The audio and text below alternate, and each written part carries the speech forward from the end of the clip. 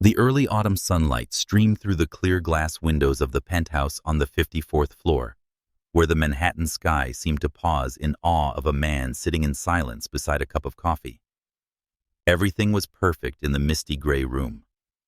From the Italian walnut desk, the Armani suit hanging neatly on the rack, to the soft jazz music floating from the high-end sound system. But in Nathan Sterling's eyes, nothing was perfect. Only emptiness. At 42, Nathan was respected by the finance world and the hospitality industry. CEO of Sterling Hospitality, a multi-billion-dollar restaurant empire spanning 3 continents. A man with cool gray eyes, a precise smile, and a way of walking that silenced rooms the moment he entered. A living legend. And yet, this morning, as he stared at the financial report from Sterling Diner's Chicago branch, named after his grandmother, the woman he revered most, Nathan didn't see numbers. He saw betrayal. Branch Num 1, 47.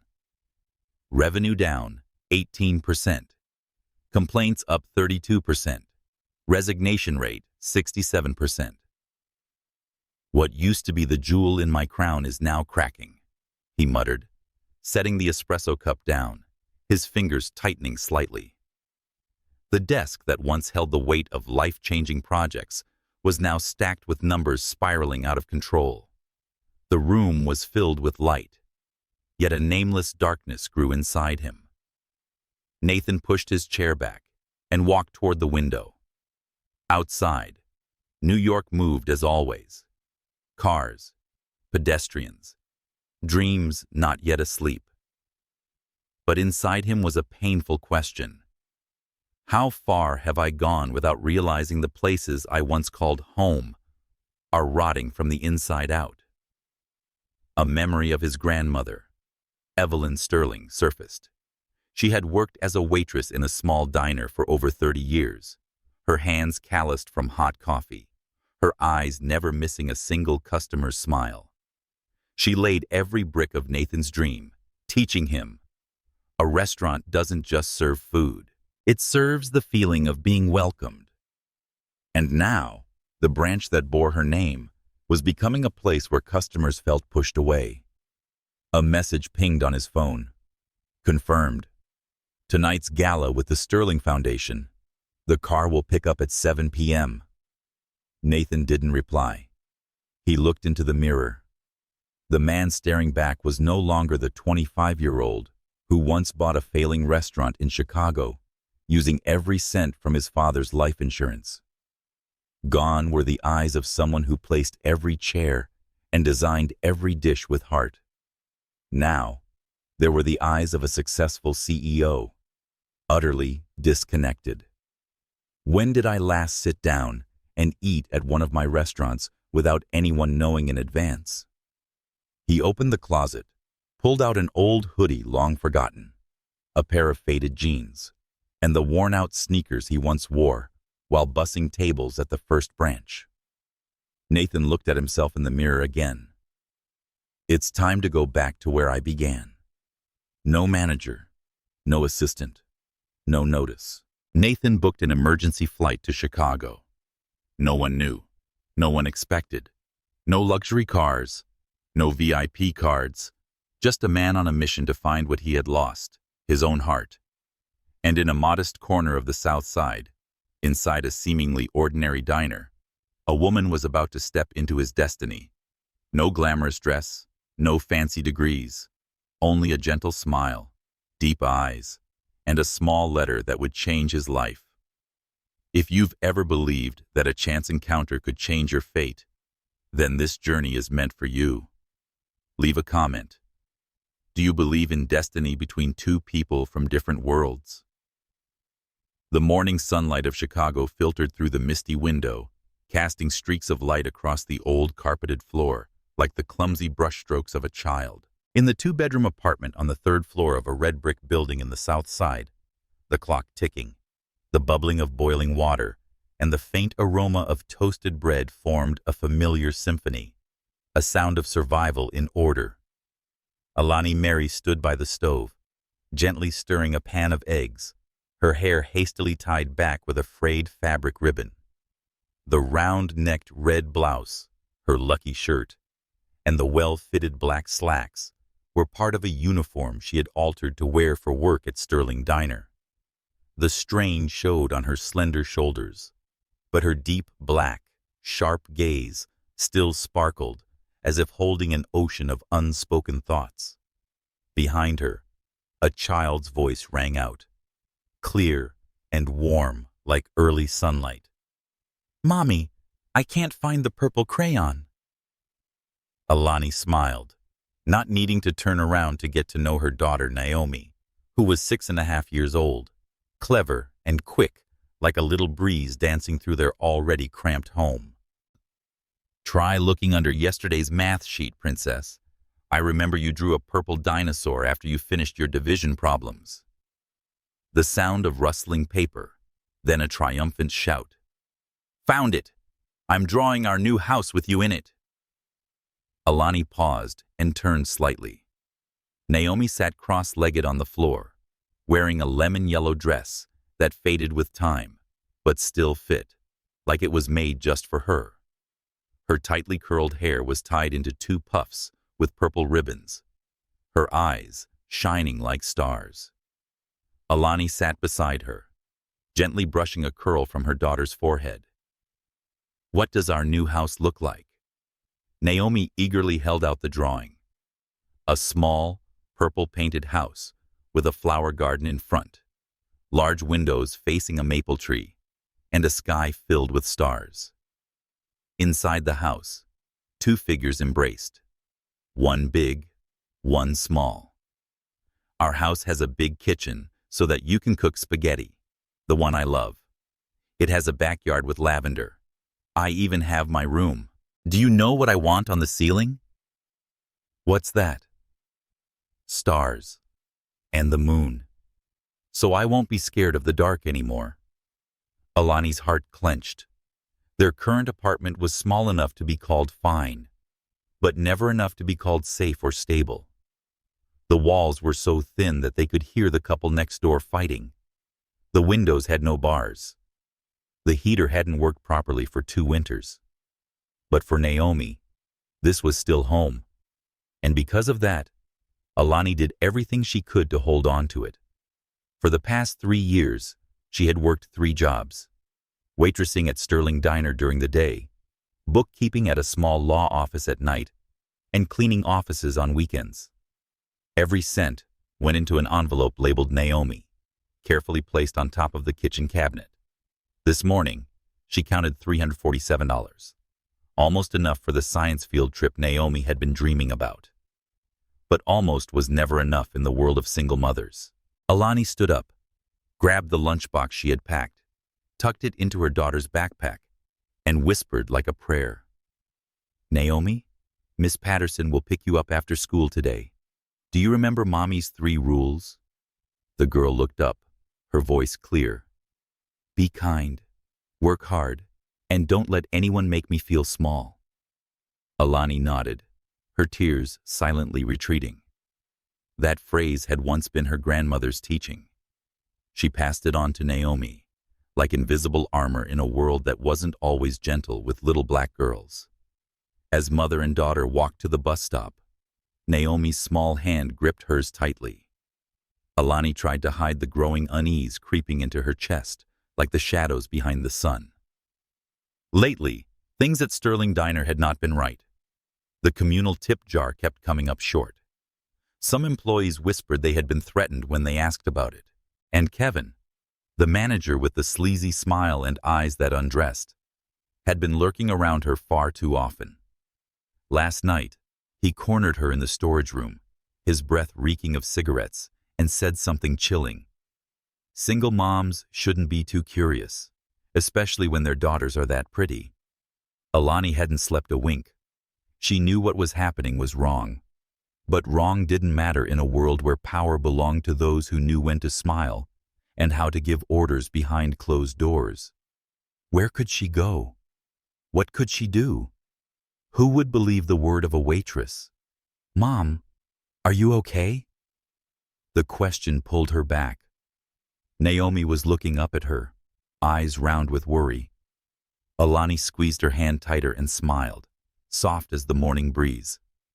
"I'm okay, just thinking about our future." And in that moment, she knew. Even if no one else stood up, she would.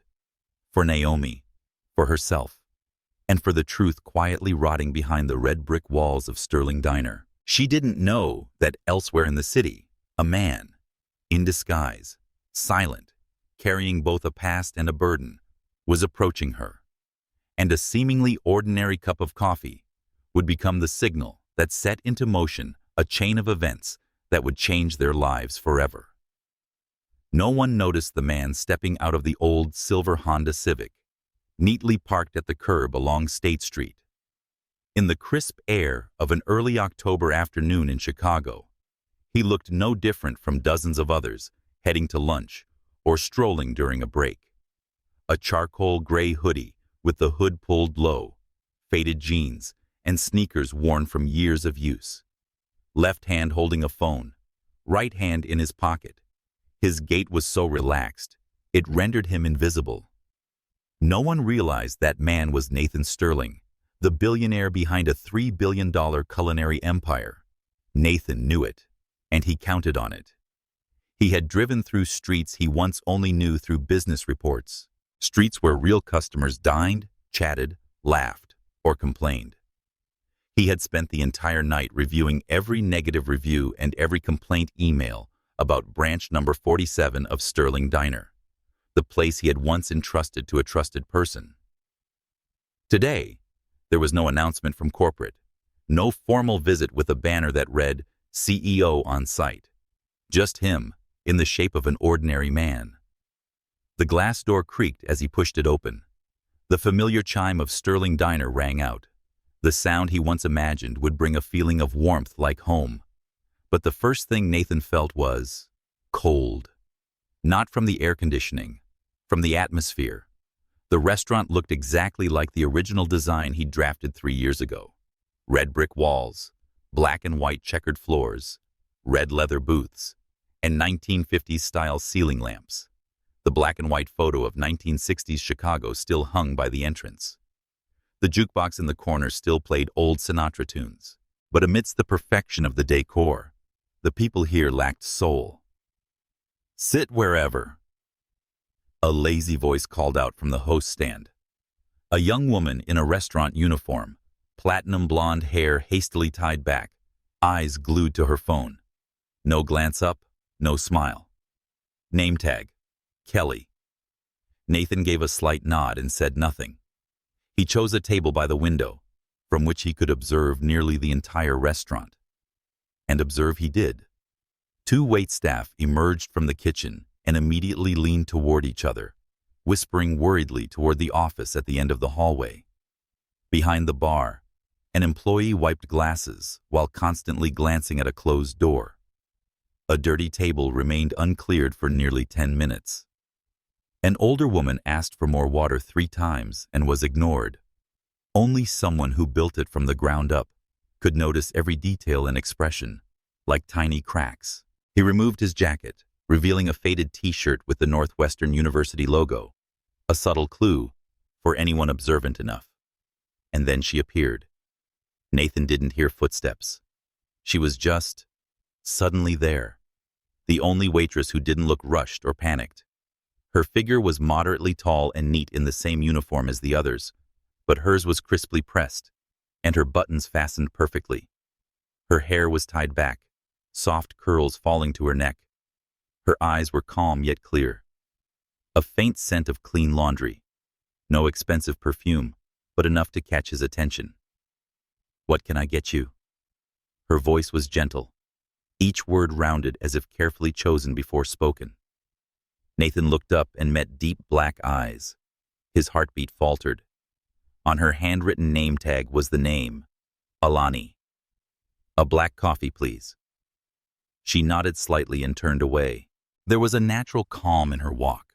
Not hurried, but not slow either, as if she were the only person in the room untouched by the chaos. Nathan kept watching, not out of curiosity, but because there was a strange pull. She returned in just 2 minutes, placing a white porcelain cup in front of him, and her hand tilted slightly at that moment. A small note, folded into quarters, was subtly slid under the saucer. Her eyes lifted, meeting his for the briefest instant, long enough to send a message. "I know who you are." It wasn't spoken aloud. It was in the eyes, in the slight tremble of her fingertips, in the flicker of worry passing across her face like a cloud over the moon. She turned and walked away, as if she'd left nothing behind. Nathan slowly lifted the cup. The warmth spread through his fingers. He looked around. No one was watching. One hand held the cup. The other quietly retrieved the small note from beneath the saucer. The handwriting was compact, tidy, but trembling. "They're stealing from you. Meet me at 8 p.m. Millennium Park, Crown Fountain. Come alone." He looked back at the cup of coffee. Black, no sugar, no cream. Exactly as he had ordered. Exactly as she had already known. The lights from the towering building streamed down like ribbons of illumination stretched across the wet pavement after a drizzle. Millennium Park took on a different kind of beauty at night. Not as noisy as during the day, yet not entirely silent. It carried the breath of a city that never sleeps, but somehow knows how to pause when someone's heart needs stillness to make a choice. Nathan Sterling strolled along the stone-paved paths, hands tucked into the pockets of a navy blue coat. Tonight, he no longer wore a hoodie, but had changed into a turtleneck sweater and a cashmere overcoat. Still simple, yet not detached from who he was. The wind brushed through his hair and slipped beneath the layers of fabric, reminding him that he was real on a night that wasn't entirely safe. He glanced at his watch. 7:58 p.m. Crown Fountain came into view like a living sculpture. The giant LED faces on the water walls shifted continuously, their quiet smiles seeming to peer into the souls of those who paused to admire them. Children played, tourists took photos, and a few strolled, as if searching for something they had forgotten. No one noticed him, until he saw her. Alani Mary approached from the direction of Michigan Avenue, petite, in a wine-colored sweater and dark leggings. She no longer wore her restaurant uniform or the slip-resistant shoes. Instead, she wore a simple pair of boots, her hair tied in a high bun, revealing a face with eyes that always seemed to hide a long, untold story. In that moment, among the crowd, he recognized her instantly, not because of appearance, but because of feeling. He felt like he was seeing something he had once overlooked. "You came." Her voice was soft but steady. She didn't smile, but her gaze didn't flinch. "I promised," Nathan replied slowly. "Can we walk for a bit? It's still too crowded here." She motioned toward the quiet garden behind the fountain, a place few visited at night. Nathan nodded. They walked side by side, without touching, without speaking. Only the sound of wind brushing through tree branches and the soft rhythm of footsteps on the narrow stone path accompanied them. After a while, she stopped. The warm glow from a nearby lamp highlighted the faint circles under her eyes and the tightness in her jaw. But there was a beauty, raw and profoundly human, the kind that surfaces only after someone has endured long enough to hide their exhaustion no longer. "I was terrified when I wrote that note," she said, without preamble. "And even more scared when I saw you read it." Nathan looked at her, his gaze no longer cold like it was that morning. He didn't say "I understand," because he couldn't possibly understand everything she had endured. But he listened. "If Kevin Murphy finds out I reached out to you, I don't know what will happen. I have a 6-year-old daughter. Her name is Naomi." In just one sentence, every reason, every ounce of courage, every fear became clear, raw and piercing. You're being robbed, day by day, dollar by dollar. Every dream you once said you wanted to build. They've turned Sterling Diner into a nest for laundering money, skimming profits, threatening employees, and... She stopped, turned away. Nathan asked quietly, "How long has it been?" "Almost 2 years. At first, it was small. Altered receipts, bundled orders, and blaming suppliers. But now, they've created shell companies, fake inventories, and siphoned money from the branch account into their own pockets." He tightened his hand into a fist, not because of the money, but because they had desecrated something that was supposed to be sacred. "Why did you trust me? I could have just been there out of curiosity." Alani turned back. Her eyes were now deeper than the night blanketing the park. "I was sitting in a clinic waiting room with Naomi 3 months ago. On the table was a copy of Chicago Business Weekly. You were on the cover. Different face, expensive suit, confident smile. But the eyes were the same eyes that looked at me this morning over that cup of coffee. You were someone I once read about and hoped was real." Nathan didn't respond right away. Something simmered in his chest. Not hurt, but moved. "I kept a notebook," she continued. "I recorded every time I witnessed them stealing. I don't know if it holds legal weight, but I hope it means something to you." She pulled a hardcover notebook from her coat pocket, the edges worn. She handed it to him. Her hand did not shake. Nathan opened it. The handwriting was neat and compact. Dates, times, employee names, detailed descriptions of each infraction, from tip theft to doctored invoices. Even supplier names matched companies linked to Kevin's relatives. Meticulous, careful, brave. "How long have you been doing this?" "Since I realized that silence wouldn't protect my daughter. It would only make me lose myself." That sentence made Nathan turn away, not out of weakness, but he was so deeply shaken, so he needed to hide the sting behind his eyes. "I'll investigate. Carefully, step by step. You won't have to stand alone." She nodded, her eyes reflecting the tiniest glimmer, a flicker of hope. They stood in silence, side by side on a bench beneath an old maple tree, as the wind sent red and golden leaves drifting down onto their shoulders, their hands, and onto a quiet pact newly formed. Not needing signatures, not requiring contracts, only trust. And from that moment, their stories, once 2 lines that never intersected, began tending toward a shared point. A point where justice, kindness, and old unhealed wounds would one day meet. The wind picked up as Nathan Sterling crossed the quiet streets of downtown Chicago, his hand wrapped tightly around the worn leather notebook Alani had given him just an hour ago. Each page inside carried more than evidence. It held the weight of silence, the courage of a woman who had everything to lose, and a mirror reflecting the rot festering inside something he once built with his own hands. He could still smell the trace of lavender in her coat and hear the steadiness in her voice, despite the trembling in her fingers. That kind of strength wasn't loud. It didn't announce itself. It lived in careful steps, in long nights awake for a child's fever, in whispered prayers between paychecks.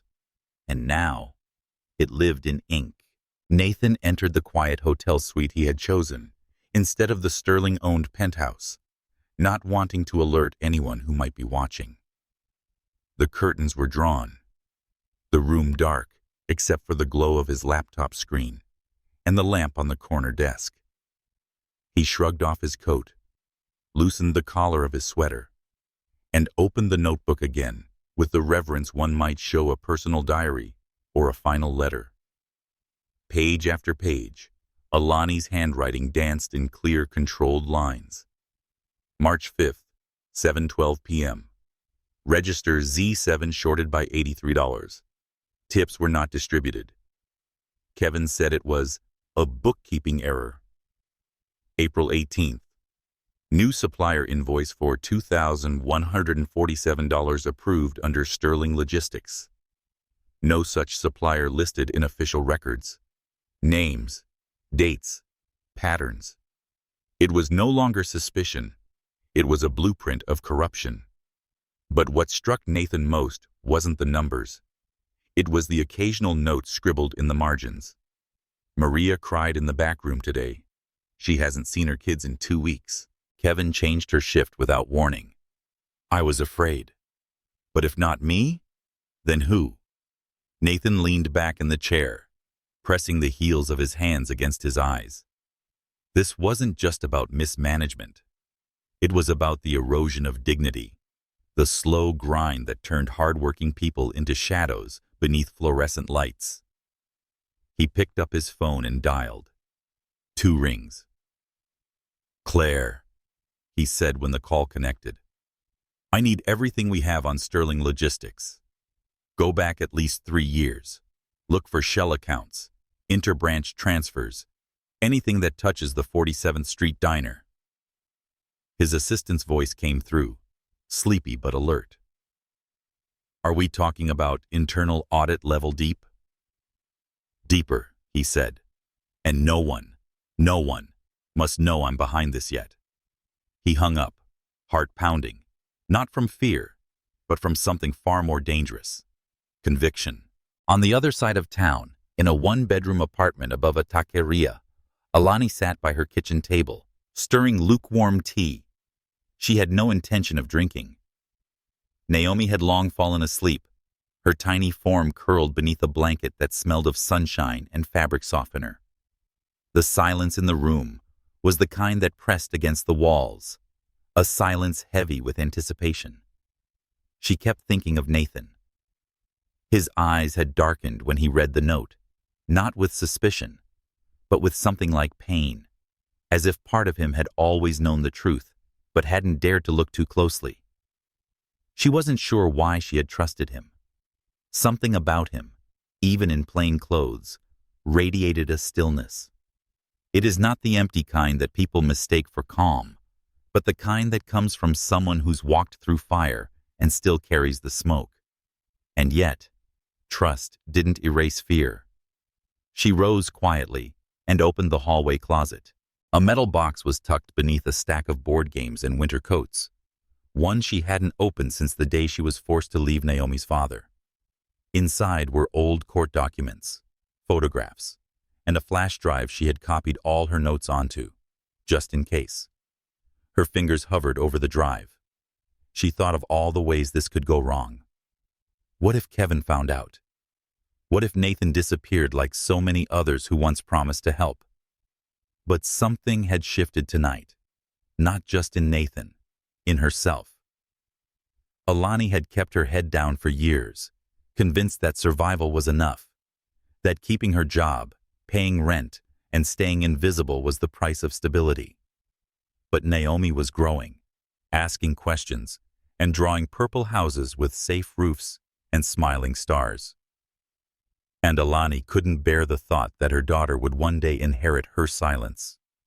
She returned to the table, slid the flash drive into a worn envelope, and wrote a single word on the front: truth. It was well past midnight when Nathan left the hotel again. The city had fallen into that rare stillness when taxis stopped honking and there were few footsteps. He needed air, motion, and something other than the slow burn of betrayal crawling beneath his skin. He didn't call security, didn't tell Claire. He walked alone. As he passed a bakery shuttered for the night, he paused, drawn by the memory of cinnamon and old laughter. Years ago, he'd waited outside in the rain for the bank to open, holding his first business proposal in hand. Evelyn, his grandmother, had packed him a sandwich and whispered, "People won't always see what you're building, Nate, but you'll know." He knew now. Sterling Hospitality wasn't just a brand. It was a promise. And somewhere along the way, he'd stopped watching who was keeping it. He continued walking until the streets grew familiar again, until the glowing neon sign of Sterling Diner flickered in the distance. He stood across the street, watching the windows. The building looked innocent at night, quiet, harmless. But inside it, people like Alani were drowning under the weight of someone else's greed. The time for watching was over. Nathan turned away from the diner and walked back into the dark, clutching the notebook like a man clutching a vow not yet spoken. And somewhere between step and shadow, dawn began to chase the horizon. The morning after was colder than the forecast had promised, the kind of chill that seeped into bones and lingered behind collarbones like quiet doubt. Alani pulled her coat tighter as she walked briskly down the cracked sidewalk toward Sterling Diner, the familiar scent of brewed coffee and frying oil wafting through the air long before the building came into view. But something felt different today. It wasn't just the sky, overcast in that heavy, silvery hue that made even time feel slower. It was the way the sidewalk seemed quieter, and the wind brushed against her skin like a warning. Her fingers tightened around the strap of her bag, and the envelope marked "Truth" was tucked safely inside. As she pushed through the front doors of the diner, the bell overhead chimed as usual, but even that slight sound felt sharper, too clear. The morning shift was underway. A few regulars sat scattered across booths, hunched over steaming mugs and buttered toast. Behind the counter, the fryer hissed, and Kelly scrolled her phone as if it were glued to her palm. But their usual banter was absent. The atmosphere was thick, not with conversation, but with tension. Alani offered a silent nod to Maria, the dishwasher with tired eyes and kind hands. Maria returned it with a tight smile that didn't quite reach her eyes. Alani moved quickly past the counter and into the back corridor, toward the employee lockers. The walls here always smelled faintly of bleach and grease, but today, she smelled cigarette smoke, a type she recognized too well. Kevin. He was here early. That was unusual. Kevin Murphy rarely showed up before lunch, preferring to arrive once others had done the hard labor. When he was early, it usually meant something, or someone, was in trouble. Alani reached her locker, spinning the dial slowly, breathing steadily. Her fingers itched toward the envelope at the bottom of her tote bag, but resisted the urge. Not now, not in the open. Suddenly, the door at the end of the hallway creaked open. Kevin appeared, tall, imposing, with his usual smugness dulled by the weight of suspicion. His button-down shirt was half-tucked, and the remnants of a cigarette clung to his fingers like shadows. "Alani," he said smoothly, voice syrupy but sharp at the edges. "Got a minute?" She turned slowly, locking eyes with him. "Just finished clocking in. What is it?" He gestured toward the back storage room, a windowless, claustrophobic space usually housed dry goods and extra uniforms, a place people went to but rarely spoke of what happened inside. Every instinct screamed, no, but her face remained calm. "Of course," she replied. The door closed behind them with a heavy thud. Inside, the single overhead bulb flickered, as if unsure whether to stay lit. The room was lined with metal shelves, boxes of paper towels, sacks of flour, and bottles of industrial-sized ketchup. The scent of cardboard and humidity clung to the air like sweat. Kevin leaned against a stack of crates, arms crossed. He didn't speak at first, just watched her. Alani stood tall. "What's this about, Kevin?" He tilted his head, mock thoughtful. "You know, I always appreciated how quiet you were. Reliable, never late, never one to gossip." She said nothing. He continued, voice dropping an octave. "But lately, I've been hearing things. Tiny little rumors, like flies buzzing around my ears, about books being copied, notes are being taken, meetings that happen after hours." Alani's spine stiffened. "I don't know what you're talking about." Kevin pushed off the crate, closing the space between them just slightly. Don't play stupid, Alani. You're smarter than that. And that's precisely what makes you dangerous. The silence crackled. He smiled. That same smile that had once made her stomach twist. I'd hate for Naomi to be late for school tomorrow. Or worse, miss it entirely. Public transport can be so unpredictable, right? It was a threat, not veiled, not subtle. And it was a mistake. Alani didn't flinch. She looked him straight in the eye, her voice low, measured. Touch my daughter, and you'll discover how dangerous I can be. Something in her tone must have surprised him. Kevin blinked, just once. Then he chuckled and stepped back. Look, I'm trying to be fair here. Clean up whatever mess you're tangled in, and I'll forget it ever happened. You're a good worker. I'd hate to see you leave. Alani knew what he meant. He would push her out quietly. No record, complaint, or scandal. Another single mother was dismissed for insubordination, and another file was buried. She gave him nothing. No fear, no anger, just silence. He moved to the door. Think it over. The door slammed shut behind him. Alani leaned her forehead against the cool metal at her locker, heart pounding beneath her ribs like a trapped bird. Her hands shook as she reached into her tote and touched the envelope. She was in danger now, but danger didn't undo the truth. Kevin didn't know that she had already passed a digital copy of the files to a secure cloud folder. Nathan had access. He would know soon that they were running out of time. Alani pulled on her apron, tied it tightly. Her shift wasn't over. Not yet. The lunch rush had begun as she stepped out to the main floor. The chaos returned. Orders shouted. Plates clattered, the hiss of the grill mixing with the bell above the door. And then she saw him. Nathan, sitting at the same booth by the window. But this time, he wasn't hiding. He wore a navy blazer over a soft white shirt, with clean lines and subtle elegance. His presence radiated calm power. He didn't look like a billionaire playing dress-up. He looked like a man reclaiming his space. Their eyes met across the room.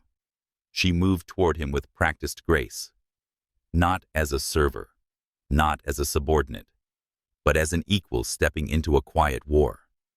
And somewhere deep within her, despite the chill, she felt something warm spark to life. Not just courage, something more. Nathan Sterling stirred his coffee slowly, watching the cream fold into the darkness, like a secret being swallowed whole. The diner buzzed around him, forks clinking against plates, someone laughing too loudly near the corner booth, the scratch of pen against order pad. But all he saw was her. Alani. She moved through the noise like it didn't belong to her, floating past chaos with that same quiet control he had noticed the first time. As she approached, Nathan caught something subtle, a change, not in her uniform, her expression, but in her eyes. The softness was still there, but it had been sharpened by fire. "Coffee again?" she asked, voice even. Nathan smiled faintly. "Unless you're offering something more substantial." She arched an eyebrow, the corner of her mouth twitching almost, into a smile. "We're out of whiskey-glazed pancakes. Budget cuts." He chuckled softly, but the warmth was fleeting. They both knew they didn't have time for small talk. And yet, the space between them felt too sacred to rush. She poured his coffee, placing the pot down as her fingers brushed the table's edge. A signal. No words. Just the quiet passing of trust. He reached into his coat, slipping a small envelope beneath his saucer with practiced ease. To anyone else, it was just a napkin adjustment. To her, it was a response. Alani didn't flinch. She collected the pot and moved away, but not before whispering, almost inaudibly, "He knows." Nathan's jaw tightened. Of course he did. They met again after dark.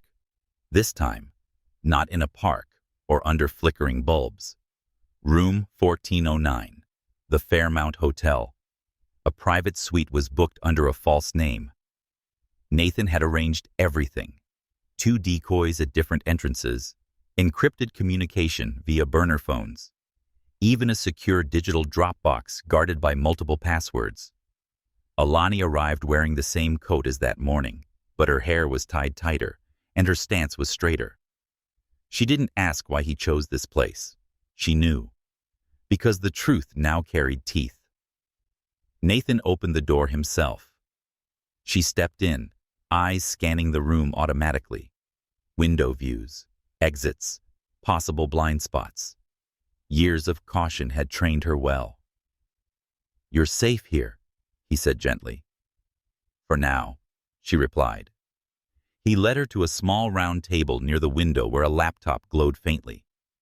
On the screen, the financial breakdown of Sterling Diner's 47th Street branch, marked in red and highlighted in multiple places. The data Claire had pulled was damning, but what Alani had was worse. She placed the flash drive on the table like it weighed 100 pounds. "That's the complete record," she said. "Every shift, every missing invoice, every fake vendor." Nathan took it carefully. "I've read enough that they've laundered over $3.2 million through your location alone. Claire's working on tracing where it ended up. Most leads point to shell companies tied to Kevin's cousin in Florida." Alani crossed her arms. "That money was supposed to go to equipment upgrades, raises, healthcare. We stopped getting paid overtime 6 months ago." Nathan nodded. "They were bleeding my company in plain sight, and I was too far removed to see it." There was no anger in his voice, just guilt. Guilt worn smooth by the days he'd spent in boardrooms, trusting quarterly reports and distant managers. Trusting the wrong people. She leaned against the table's edge, looking at him. Not as the billionaire she'd once seen on magazine covers, but as a man reckoning with his absence. "You're here now." A simple sentence. But it landed like a promise. Nathan looked at her, his gaze lingering a moment longer than necessary. The city lights outside framed her profile like a portrait. Strength, elegance, and something else he didn't dare name yet. "They'll try to stop us," he said finally. "Kevin's smart. He'll shred files, fabricate backups, maybe even try to pin this on someone else." Alani's voice didn't waver. "Then we stay ahead." Later that night, while the city below pulsed with life and the hotel room dimmed to a low hum of blue light and silence, Nathan watched her fall asleep in the armchair by the window, arms wrapped around her knees, head resting against the side cushion. She hadn't meant to. They had been reviewing files for hours, comparing timestamps, mapping connections. Somewhere between one folder and the next, exhaustion finally claimed her. He could have woken her, could have offered the bed and insisted she rest more comfortably. But something about how she slept, unguarded, vulnerable, still, kept him quiet. He poured himself a glass of water and stepped out onto the balcony. The cold air bit at his skin, but he welcomed it. It reminded him he was awake, present, and for the first time in years, deeply responsible. Because this wasn't just about a company, scandal, or stack of falsified invoices. It was about people. Real people. Like Alani. Like Maria. Like Naomi. It was about restoring something that never should have been broken in the first place. And perhaps, if he was being honest with himself, it was also about finding something he'd lost along the way. Not just trust, control, or vision, but connection. The kind that couldn't be built in spreadsheets or earned in board meetings. The kind that looked like a tired woman asleep in an armchair, holding the whole truth in her hands. He stayed on the balcony a little longer, watching the city breathe. Tomorrow, they would begin. But tonight, the war had already shifted in this quiet room above the chaos. And Nathan Sterling wasn't running anymore. The rain began before dawn, soft at first, barely audible against the city's skyline. But by the time the sun attempted to rise, it had become a steady drumbeat on glass windows and rooftops, washing the streets in gray. Nathan Sterling stood in front of the full-length mirror in his penthouse suite. Not the hotel room he had used as a temporary hideaway, but his own home, reclaimed after months of absence. This wasn't the day for discretion. Today, he would return to the office, not as a passive figurehead, not as a name on embossed letterhead, but as the man who built the empire and was ready to take it back. His suit was charcoal gray, sharply cut, cufflinks subtle, tie a dark blue, knotted with care. But beneath the expensive fabric was a man transformed, not by revenge, not by anger, but by clarity. He looked at the rain-speckled skyline before walking out the door. Sterling Holdings headquarters towered above Michigan Avenue, a modern monolith of glass and steel. Inside, everything gleamed, floors polished to perfection, reception staff dressed like catalog models, and the distant hum of productivity echoing through the hallways.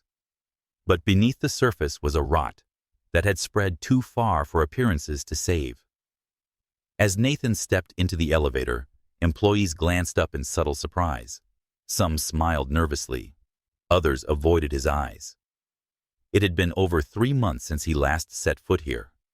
The narrative until now was that he was on sabbatical, traveling, or overseeing expansions. They didn't expect him to walk in like a storm front. The elevator doors opened on the executive floor. Claire, his assistant, was already waiting outside his office, tablet in hand, expression sharp. The internal audit team is assembled. Kevin's due in 10. I've encrypted your requested files and flagged every suspicious transfer tied to Sterling Logistics. Good, Nathan said, taking the tablet. We go in hard. No courtesy delays. No polite warnings. Claire hesitated. And Alani? Nathan paused. She stays out of it. No one links her name to this. Claire nodded. She understood more than most. She knew this wasn't just a business move. It was personal. The boardroom felt colder than usual. A dozen seats lined the glass table, each occupied by executives who once shook Nathan's hand, toasted his birthdays, and approved his decisions with mechanical precision. At the head of the table sat Kevin Murphy, his posture confident, his expression unreadable. Nathan entered without ceremony. No one dared to speak first. He took his seat. Let's begin. Claire dimmed the lights, and the screen behind Nathan illuminated with a presentation titled Unauthorized Financial Activity, Sterling Logistics, a Forensic Breakdown. Line by line, file by file, the numbers began to speak. Wire transfers, invoices from non-existent vendors, ghost shipments that never arrived but were paid in full. Claire walked them through it calmly, methodically, until the weight of truth was undeniable. Murmurs erupted. A few board members exchanged glances. One leaned forward, frowning. These dates, these approvals, they're all signed off by Kevin. Kevin leaned back in his chair, arms crossed. This is ridiculous. Anyone could have forged those. Claire's been gunning for me since I turned down her budget proposal. Nathan didn't flinch. Then explain the voice recordings. Kevin's eyes narrowed. Claire tapped her tablet. A recording began to play. Shift the totals and mark them under equipment upgrades. No one checks the 47th branch. Alani doesn't talk. Kevin's voice. Clear as day. The room fell into stunned silence. One board member whispered, "Isn't Alani Mary the floor supervisor?"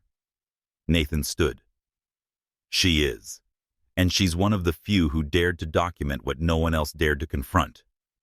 Kevin rose too, voice sharp. This is wild. You're taking her word over mine? Over years of service? Nathan strolled to the end of the table, placing both palms down with deliberate weight. You didn't just steal money, Kevin. You stole trust. You turned my staff into commodities and my business into a shell. And worse, you threatened someone's child. Kevin blanched. Nathan continued, voice unwavering. Effective immediately. You're terminated. All access revoked. Legal proceedings begin today. Kevin's chair scraped against the floor as he stood.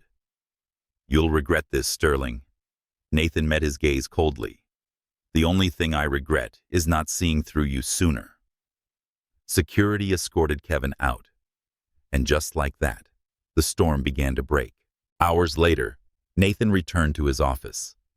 He removed his jacket, loosened his tie, and sat at his desk for the first time in what felt like forever. The silence was different now, not hollow, but earned. He opened his phone. There were no texts from Alani, no updates, no check-ins. But somehow, he didn't expect any. She had done more than enough. He typed slowly. It's done. He's out. You're safe. And then after a pause, let's meet tomorrow. Somewhere quiet. You choose. He didn't hit send. Not yet. He stared at the screen for a long while, thinking about the woman who had handed him a flash drive like it was a weapon and had stood taller in the face of danger than any man on his executive team. Then finally, he pressed send. That night, Alani sat on the edge of Naomi's bed, braiding her daughter's hair as the rain tapped softly against the window. Her phone buzzed once. She glanced down. Her fingers froze. Then slowly, with the faintest breath of relief, she smiled. Not wide, not bright, but real. Tomorrow, they would meet again. And for the first time, it wouldn't be as a waitress and a customer, but as two people who had walked through fire and come out with something more profound than justice.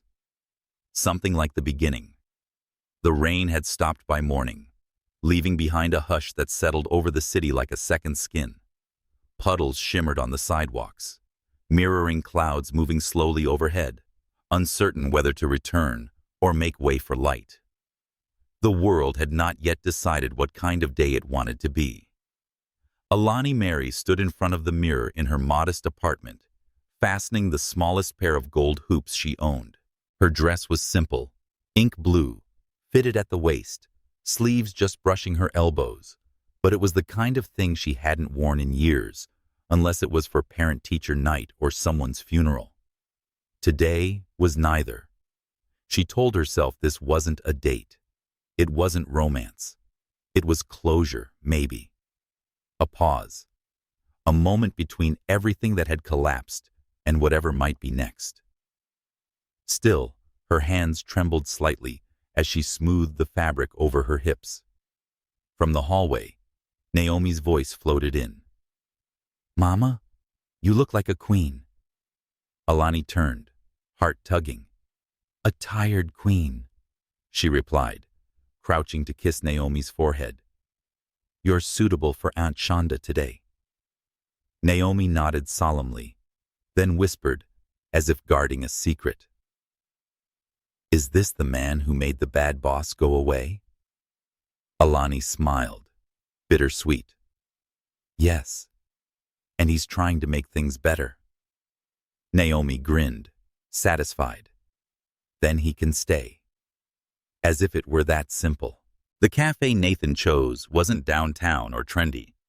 It sat tucked between an independent bookstore and a florist in the South Side, with ivy crawling over its brick facade and a chalkboard sign that read, We serve coffee, second chances, and warm banana bread. Alani stepped inside and was greeted by the scent of cinnamon and something softer, maybe nutmeg, maybe nostalgia. The interior was small, with mismatched wooden chairs, yellowing cookbooks on the shelves, and hand-painted mugs hanging above the barista's counter. And there he was. Nathan stood as she approached a little too quickly, as if he wasn't quite sure she'd truly come even now. He wore a crisp shirt with the sleeves rolled just enough to reveal the edge of a wristwatch. No blazer, no tie, just a man waiting to be seen. "Hi," he said, voice softer than she remembered. "Hi." They sat across from each other at a corner table by the window. For a moment, neither spoke. The space between them wasn't awkward, it was weighted, like both of them were afraid to touch the silence in case it shattered. Nathan broke it first. "How's Naomi?" "Curious, hopeful." He smiled. "She sounds like her mother." Alani tilted her head. "That a compliment or a warning?" "Both," he said, "depending on who you ask." A quiet laugh escaped her, just enough to ease her shoulders. Nathan reached into his coat pocket and slid a folded sheet of paper across the table. She hesitated before opening it. When she did, her breath caught. It was a contract. Termination of Kevin Murphy. Severance withheld. Criminal charges pending. Attached was a second sheet. A proposal to restructure the entire Sterling hospitality staff, training and protection program, mainly based on her gathered data. He watched her eyes scan the page, absorbing each word. "This isn't just about firing one man," he said gently. "I want to build something better, for the people who've held this company up from the ground." She looked up at him, unsure. "And you think a billionaire in a corner office can fix what's been broken for years?" He didn't flinch. "No, I think you can." Alani blinked, taken aback. Nathan continued. "I want you on the advisory team, not just for optics, not just for this diner mess, for the entire hospitality division. Your voice, your experience, your eyes." Alani set the papers down, fingers lingering at the edges. "I'm a single mom from Bronzeville who got lucky with a flash drive and a spine that finally stopped folding." He leaned forward, voice low, steady. "You're the kind who walks through fear and keeps their dignity intact. That's not luck. That's leadership." Alani didn't know what to say for the first time in years. Not because she didn't believe in herself. She always had, somewhere under the layers of exhaustion and caution. But because someone else finally did too, without her having to prove or beg or break. She looked at him then, not as the man who rescued a company or sat in boardrooms, but as the man who had listened, believed, and changed. Not for glory, for good. "What if I say yes?" she asked quietly. "Then I'll be honored." "And if I say no?" He smiled gently. "Then I'll still owe you banana bread and gratitude." Her lips curved. Smart man. They sat there longer, sipping coffee as if it weren't the start of something new, as if decisions weren't blooming quietly beneath the surface. It was as if, just for now, it was enough to share air, warmth, and understanding. And outside, beyond the cafe's ivy walls, the sun finally pushed through the clouds. Just a little, but enough. The next few days passed like a quiet tide, steady, unspoken, undeniable. Alani didn't rush into her decision. She returned to the Sterling diner each morning like always, her apron tied the same way, her tone still warm as she greeted customers, her eyes alert in a way no one quite recognized before. But a change had taken root behind the familiar rhythm of frying pans and clinking silverware in her and everything. People noticed. Maria no longer looked over her shoulder when taking a break. Tomas, the new busboy, started asking questions about schedules and safety. Even Kelly, whose usual sarcasm had once been a shield, began smiling with something like respect. And in the silence between orders, Alani would sometimes feel it, the weight of Nathan Sterling's proposal tucked in her coat pocket. It was no longer paper. It was possible. Still, she waited. She needed to be sure. Not just for herself, but for Naomi, The women who cleaned back rooms, the men who mopped hallways, and everyone who had ever been overlooked in favor of a bottom line. She needed to know this wasn't another illusion of power, one that turned against you the moment you stopped being convenient. So when she called Nathan 3 nights later and asked to meet again, not at a fancy restaurant, not even at the cafe, but in her home, she was making more than a request. She was testing something sacred. Nathan arrived precisely at 7 p.m. No security, no black car, no grand gestures. He wore a navy sweater and dark jeans, and a look in his eyes suggested he knew what this meant. He stood at the threshold of her building with a paper bag in one hand, filled with takeout, she assumed, and a bottle of sparkling juice in the other. Alani buzzed him in. Naomi was already seated on the couch, her hair in tiny puffs, a coloring book spread across the coffee table. When Nathan stepped inside her apartment, everything felt smaller and more intimate than anything he'd ever experienced in boardrooms and skyrise suites. The walls held laughter and late-night lullabies. The couch was worn at the corners. The kitchen counter bore the marks of a life lived fully. Flour stains, scratches, tiny crayon doodles. It was real, and it stole his breath more than any chandelier or skyline ever had.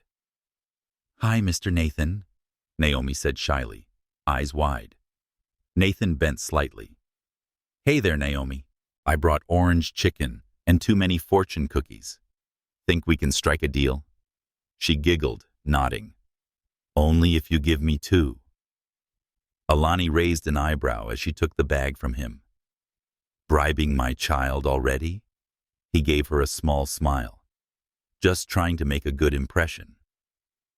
They ate together at the small dining table, knees brushing accidentally, conversation gentle but steady. Naomi talked about her school art project, a treehouse that flies, and Nathan listened like it was a NASA proposal. After Naomi was tucked into bed with her stuffed bear and a nightlight shaped like a moon, Alani returned to the living room. Nathan stood near the window, watching the streetlights flicker on. "It's different," he said quietly, "being here, with you." Alani leaned against the door frame, arms crossed loosely. "Still want me on your team after seeing my cracked floor tiles and uneven bookshelf?" He turned to her. "I want you on my team because of those things." She studied him for a long moment. "You're not like the man I read about in Forbes." That man was good at pretending. The space between them shrank slowly, like a breath held just a second too long. "Why me?" she asked. "Why not someone cleaner, someone easier?" Nathan didn't hesitate. "Because you see what people try to bury, and you don't look away." She exhaled, softly, carefully, fully. Then he reached into the drawer by the table and handed him a folder with her signature at the bottom of his proposal. "I'll do it on my terms." Nathan's hand brushed hers as he took it. Warm, firm. "Only your terms. The contract is now on the coffee table, not a transaction, but a promise." And for the first time, Alani allowed herself to sit beside him, not across, not behind, but beside. They didn't touch, not yet, but their elbows rested close, their knees aligned. Their silence was not emptiness. It was understanding. It is the kind that comes when two people stop pretending they don't need softness, strength, or second chances. Outside, the streetlights flickered gold across the glass, and inside a small apartment on a quiet Chicago street, something rare settled between them. Not noise, not certain, but the slow, inevitable unfolding of trust. The next morning, the world looked different. Not in any grand cinematic way, but in the quiet shift after a night of clarity. The air felt gentler, the sky is less burdened, and for Alani Mary, something inside her had finally stopped bracing for impact. She woke before the sun, as always, but didn't rush. Naomi was still fast asleep, curled beneath her lavender blanket, with one tiny foot peeking out. Alani stood by the doorway, watching her daughter's chest rise and fall, remembering when peace had felt like a luxury too expensive to dream of. But now, she had signed the contract. She was no longer surviving at the edges of someone else's system. She was stepping into her own space, on her terms. And Nathan Sterling, once a name spoken only in whispers behind corporate glass, was no longer an untouchable figure, but a man who had looked at her world and seen value, not charity. By noon, Alani walked into the Sterling Holdings main office, not in uniform, not balancing coffee trays or invoices, with a visitor's badge clipped to her blouse and a quiet authority in her stride. Claire, Nathan's assistant, greeted her on the executive floor. "He's in the meeting room, but asked me to show you your temporary workspace." Alani raised a brow. "Already setting me up a desk?" Claire smiled with something like admiration. "He moves fast, especially when it matters." The workspace was modest, tucked beside the corporate strategy wing. It wasn't flashy, just a clean desk, a sleek laptop, and a window that overlooked the river. But to Alani, it felt like more than an office. It was recognition, not because she'd made a scene, but because she'd stayed when it mattered, spoken up when it was dangerous, and stood her ground when silence would have been easier. She sat down, opening the laptop. The Sterling audit files blinked on the screen, rows of data, charts of imbalance, outlines of corruption still lingering in hidden corners. This wasn't over. Kevin's case was only the beginning. The structure had to be rebuilt, floor by floor, and she would help draw the blueprint. Later that afternoon, Nathan stepped into her office quietly, unsure whether to knock or speak first. His suit was softer in color today, dusty gray with no tie, and his expression carried something unguarded.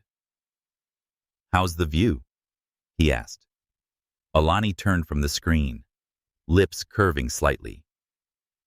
"It's not bad, and the company's improving." He leaned against the doorway. "I was hoping we could go over the new compliance proposals together." She gestured to the second chair. "Sit, Mr. Sterling. Let's talk about accountability." His laugh came easily, unexpected, warm. "I like it when you call me that. Reminds me I'm not in control." Alani gave him a look. "You're learning." They reviewed documents, exchanged edits, and debated over phrasing. Nathan insisted on clarity. Alani insisted on honesty. Somewhere between non-negotiable protocols and employee well-being metrics, their professional rhythm found something intimate. Not flirtation, not even tension, just a trust that was built with every sentence rewritten together. Neither pulled away when their hands brushed, reaching for the same file. Instead, they paused, acknowledging the moment without needing to define it. As they left the office that evening, Chicago's golden hour washed the buildings in rose and amber. Nathan offered to walk Alani to her car, and she accepted, not out of formality, but because something about the fading light made the city feel softer, less armored. "You know," he said as they walked, "I never expected this." "Expected what?" "You. Here, sitting across from me at meetings, challenging me, changing how I see everything." Alani slowed, the river glinting beside them. "I didn't expect it either." He looked at her then, eyes steady. "But I'm glad." She held his gaze. There were so many things she could have said, that she wasn't ready for this, whatever this was. She'd built walls too high to risk believing in gentle men with powerful names. That Naomi was always her priority, and this connection might be too fragile to survive the world. But instead, she said the only truth that mattered right now. "Me too." Nathan didn't reach for her hand. He didn't lean in or offer promises. Instead, he walked beside her a little longer. Two people, no longer on opposite sides of a glass wall, but sharing a sidewalk in the softest part of the day. And when they parted at her car, no kiss, no dramatics. Alani sat in the driver's seat for a long while before turning the key. Something inside her had shifted again, not with urgency, not with fear, but with the quiet certainty that whatever came next, she wouldn't face it alone, not anymore. It began with small things. A cup of tea left on Alani's desk each morning, always just right, always her preferred blend, cinnamon with a hint of cardamom. No note, no fanfare, but its quiet consistency, day after day, felt like a whisper of care in a world that often screamed indifference. Then came the late evenings, not by design, not coordinated, but somehow, she and Nathan always seemed to linger after others had gone. She'd be reviewing compliance updates, and he'd be finalizing board memos. The office would slowly empty, footsteps fading, until it was just the sound of pens against paper and the occasional sigh of concentration.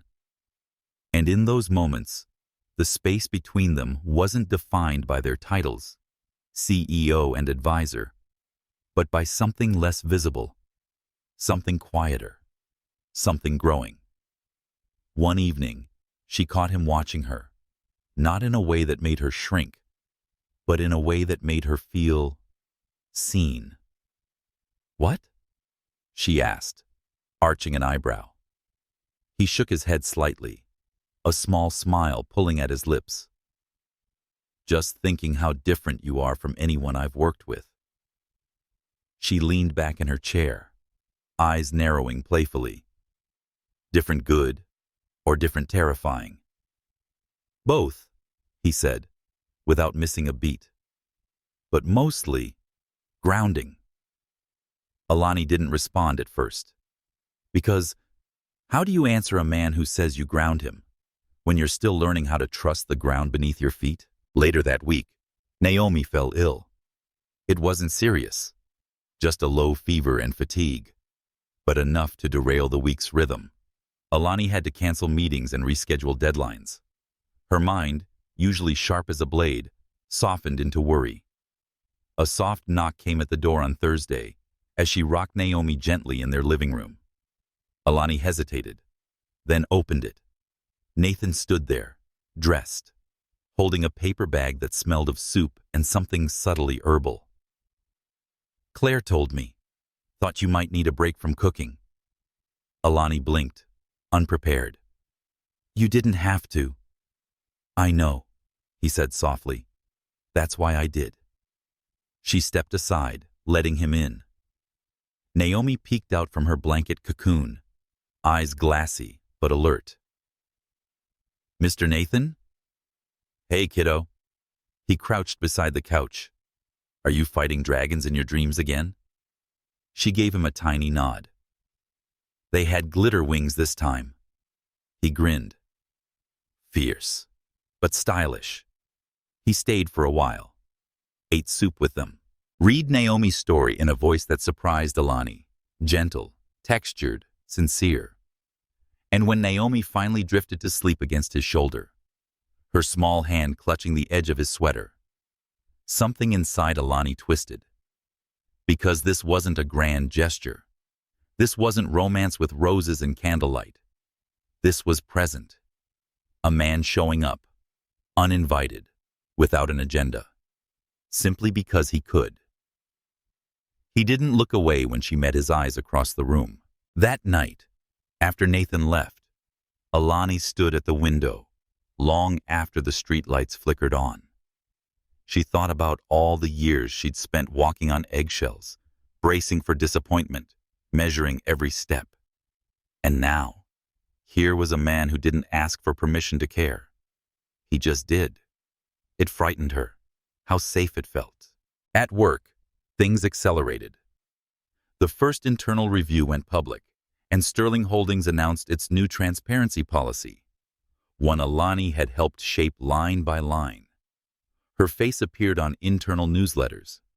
Her name began to carry weight. People noticed. Some praised. Some whispered. But Nathan? He stood beside her, offering the kind of support that never needed translation. They were still careful, still professional, but every conversation held an undertone. Every glance felt a degree longer. Every brief, accidental touch left its echo. One afternoon, after a particularly long meeting, they found themselves in the elevator alone. The city lights blurred behind the glass as they descended in silence. Then, softly, Nathan said, "I sometimes wonder what would have happened if we'd met under different circumstances." Alani looked at him, surprised by the rawness in his voice. "You mean if I weren't your employee?" He shook his head. "If I hadn't been so closed off, so blind to everything that matters." The elevator stopped at the lobby. Neither moved. She answered with a calm that came from a place deeper than fear. "Then maybe you wouldn't have seen me at all." A beat.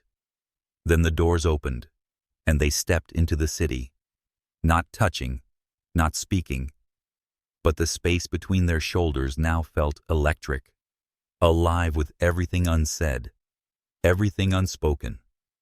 And in the silence, the heartbeats between them began to count time in a language only they could hear. Autumn settled deeper over Chicago, and with it came the chill threading through brick and bone.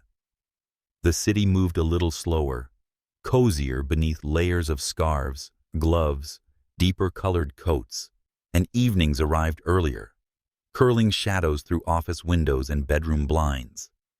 Inside the quiet of Sterling Holdings' top floor, the hum of business faded into low murmurs, and by 7:30, most lights had dimmed except one.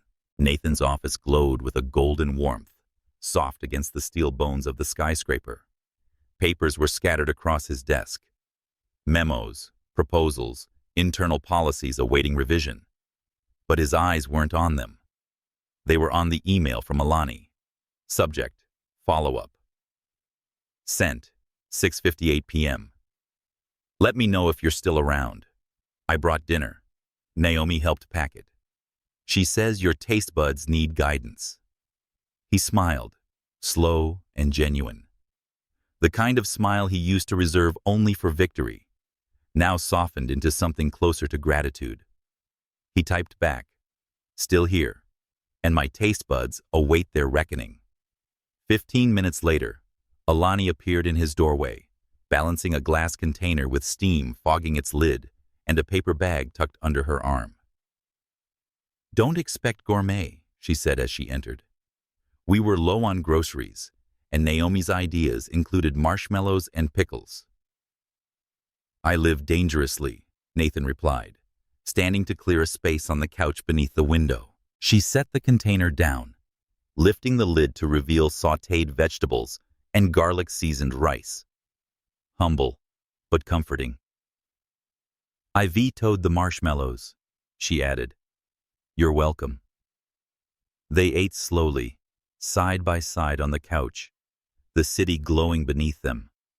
Windows like scattered stars, the river a silver vein. For a while, they spoke only of small things. Naomi's upcoming art show at school, Claire's sarcastic remarks during meetings. The new cafeteria policy Alani was drafting was to protect part-time workers. But it was after the food was gone, after the dishes had been pushed aside and replaced by shared silence, that the air shifted. Nathan leaned forward, elbows on his knees. "You know," he began, voice low, "this, what we're doing. I've been careful, for both our sakes." Alani turned to him, her expression unreadable. "Careful is safe. Safety is necessary. But do you ever wonder what it would feel like, not to be careful?" His words hung in the room like breath against cold glass, fragile, warm, full of meaning. Alani didn't answer immediately. Instead, she rose and walked to the floor-to-ceiling window, arms crossed, eyes on the cityscape. I've spent most of my life being careful, Nathan. Careful with my words, my tone, my body, my trust. She turned to face him, something soft but resolute in her gaze. Because the cost of not being careful, especially for someone like me, is too high. Nathan stood, slowly. He didn't approach. He met her eyes from where he was. I know. Silence again. Then, softer. I'm not asking you to fall. I'm asking if you feel the pull too. Alani exhaled, long, measured, then nodded, just once. Yes. And that one word cracked something open. He took a slow step forward. Another. She didn't move away. When they stood close enough to feel each other's warmth and notice the rhythm of breath, he reached up slowly to tuck a single coil of her hair behind her ear. His hand lingered. Her cheek leaned, almost imperceptibly, into the touch. But he didn't kiss her. He didn't rush. He stayed, letting the moment breathe, settle between them like the softest thread of possibility. If this is something, Alani whispered, it has to move slowly, measured, with room for real life. Nathan nodded, his voice rough with restraint. Then we move slowly. I'll match your pace. She looked up at him, eyes full of storm and softness.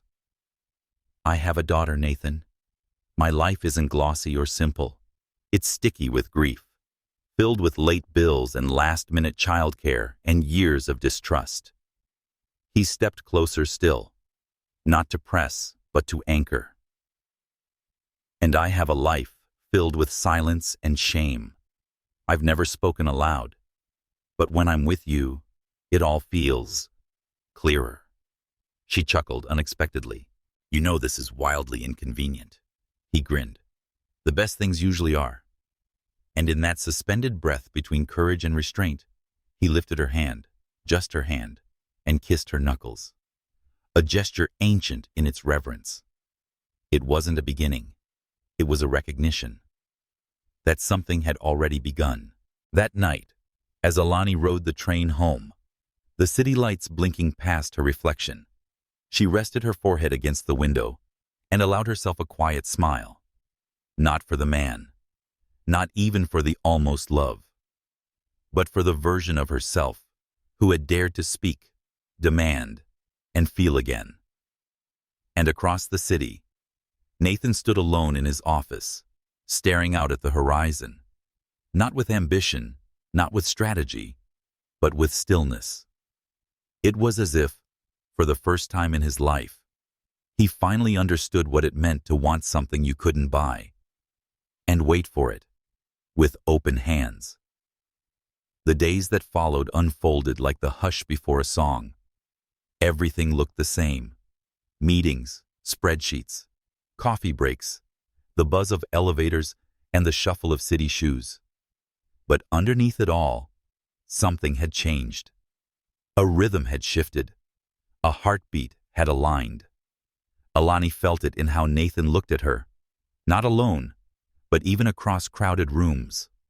A look that asked nothing but offered everything: respect, recognition, patience. And she responded with small things. A hand resting briefly on his forearm during a team briefing. Her laughter softer when he was near. Her eyes holding his just a second longer. They hadn't labeled anything. There were no declarations, no confessions. But the unsaid had its language, and they were fluent in it. On Friday afternoon, Alani stood at her office window, arms crossed, watching the clouds roll in. A storm was coming, not just in the sky, but in the form of the quarterly shareholder meeting scheduled for the next day. It would be the first public acknowledgement of Sterling Holdings' internal restructuring.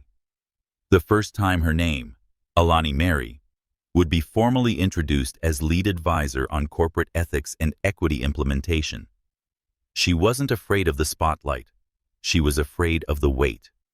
Because with that weight came scrutiny, judgment, and the quiet but sharp whispers always followed a black woman in a room full of power.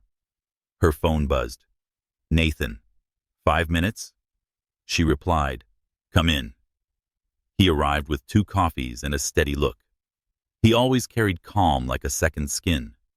He said you could use the real thing, handing her the cup. "Thanks," she said, fingers brushing his. "You always know when I'm spiraling." He sat across from her, elbows on his knees. "You're not spiraling. You're preparing." She looked at him, wary. "Tomorrow's not just about strategy. It's about perception. And let's be honest, half that room won't see me as qualified. Just lucky." Nathan's gaze darkened with understanding. "Then they'll be wrong, loudly and publicly, because I will not let them reduce you to anything less than what you are." She exhaled slowly. "You say that now, but your name will be next to mine when they ask why a woman like me has so much influence." He leaned in, voice quiet but firm. "Then I'll say it's about time someone like you did." A beat passed. The air was thick with truth. Then softer, gentler. "You know," he continued, "I've been in this game long. Built things, lost things, rebuilt them again. But I've never been this sure of anything as I am about you."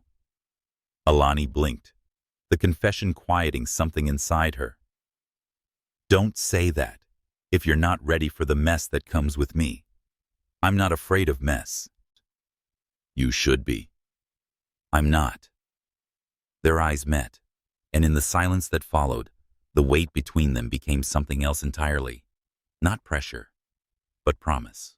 The next morning, the meeting hall gleamed beneath chandeliers and polished brass, all cold elegance and expensive tension.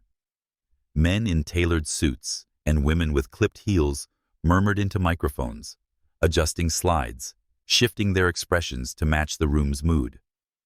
Alani entered behind Nathan, wearing a soft charcoal dress and a calm that cost her a night of sleep. Naomi had drawn her a picture that morning, Mama on stage with stars around her head. It was folded neatly in her purse, close to her heart. The moderator introduced them both. Nathan spoke first, firm, polished, persuasive. He outlined the company's reckoning, the cultural shift, and the necessity for humility in leadership. Then he stepped aside. "And now," he said, "I want to introduce the woman who's taught me more about strength, integrity, and clarity than any boardroom ever has. Alani Mary." She walked to the podium, spine straight, heartbeat slow. The room watched her, some curious, some skeptical, some are already judging. She breathed in, then began. "When I was a little girl," she said, "I watched my mother mop floors in restaurants where no one remembered her name. She used to say, 'Clean corners tell the truth about a place.'" A few heads tilted. "So I started looking at corners, at what was hidden, what was ignored. When I came to work at one of Sterling's properties, I found a lot of corners that had never been cleaned." A pause. The room held its breath. "But what surprised me more than the mess was that someone at the top finally wanted to see it too." She turned to Nathan, just for a moment. His gaze was unwavering. "What we're doing isn't charity. It's a course correction. It's truth-telling. And it's going to make some of you uncomfortable. That's okay. Discomfort is where change begins." Applause began slowly, then built. Not thunderous, but real, earned. And when she stepped down, Nathan reached for her hand, not in ownership, performance, or solidarity. Their fingers laced, just once, just enough. Later, after the meeting ended and the crowd thinned, they stood beneath the overhang outside, rain misting gently around them. "You were brilliant," Nathan said. I was honest, she replied. He nodded. Which is rarer? She looked up at him. Raindrops caught on her lashes. You know what scares me most? What? That this is starting to feel like hope. He touched her cheek, reverent. Then let's be brave enough to follow it. And in the softest part of the day, under a gray sky, and the echo of truth still ringing in their ears, Alani leaned in and kissed him. Not for show, not for victory, but because finally, she could. 6 months later, spring crept back into Chicago like a promise kept. Dogwood trees bloomed along sidewalks, their delicate petals floating down like confetti after some unseen celebration. Windows opened again, spilling laughter into the streets. And on the west side of the city, nestled between a library and an elementary school, stood a newly restored brick building with a green awning and gold-lettered sign, the Naomi Center. Alani stood beneath it that morning, Naomi's hand in hers, as reporters gathered at the ribbon cutting. Her heart beat slowly and full. Not nervous, not afraid, ready. The Naomi Center wasn't just a community hub. It was a dream, built from defiance. Free after-school programs, legal resources for single parents, mental health counseling, and career mentorship. Funded by Sterling Foundation, designed by local architects, and staffed by people who knew the struggle not from textbooks, but from memory. The mayor spoke. Applause followed. Camera shutters clicked like staccato rain. But Alani? She watched Naomi tug gently at her sleeve. Mama, the little girl whispered, did we build this? Alani knelt to meet her eyes. Yes, baby. She smiled, voice trembling. We did. Later that evening, Alani walked through the empty center, her heels echoing against new floors, lights soft above her. She paused inside the library room, Naomi's favorite already, and ran her fingers along the spines of donated books. So many names, so many stories. She turned at the sound of footsteps. Nathan stood in the doorway, sleeves rolled, no tie, holding 2 paper cups of tea. I heard the director liked cinnamon and said he would offer one. She took it, smiling. Only if it's hot. He leaned beside her, quiet, comfortable. Together they stood and let the silence settle, the kind that didn't need to be filled, because it already said everything that mattered. You changed the ending, Nathan said softly, watching her. She turned to him. No, I just stopped letting other people write it. He nodded, eyes shining, then reached into his coat pocket and pulled out a small velvet box. Alani froze. Nathan. He opened it, not with a grand gesture, not on one knee, but with the reverence of someone offering his whole self. Inside was a simple, elegant ring, a tiny diamond set in a band engraved with a word. Forward. This isn't a demand or a rescue, he said. It's a question. Alani blinked, her throat tight. You sure you want a woman with laundry lists, a sharp tongue, and a child who already has more attitude than both of us combined? He grinned. I'm sure I want you, all of you, as you are. Not someday, not once things settle.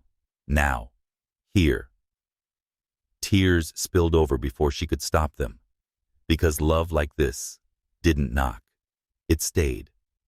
She stepped into his arms and whispered into his chest. Then the answer is yes. Their wedding was quiet. A rooftop in Bronzeville. Close friends. Claire cried into her champagne. Naomi wore white sneakers and scattered flower petals like a queen in training. As vows were exchanged under string lights and wind-kissed twilight, Alani finally understood. Home wasn't a place. It wasn't a man, a building, or a job title. It was a moment. a choice, 1,000 soft decisions made in love. And as Nathan slid the ring onto her finger and promised to walk beside her, not ahead, not behind, but beside, she knew she was no longer surviving. She was living, breathing fully, loving without apology, and beginning again. Not as the girl who once cleaned conference rooms with her head down, but as the woman who rebuilt her life, brick by brick, breath by breath, with her daughter on one side and the man who saw her clearly on the other. A family, a future, a new chapter that no one else would write for her. If this story moved you, even just a little, don't forget to like, comment about your favorite part, and follow the channel for more stories of strength, love, and second chances. Every heart deserves a home. Maybe yours is just one story away.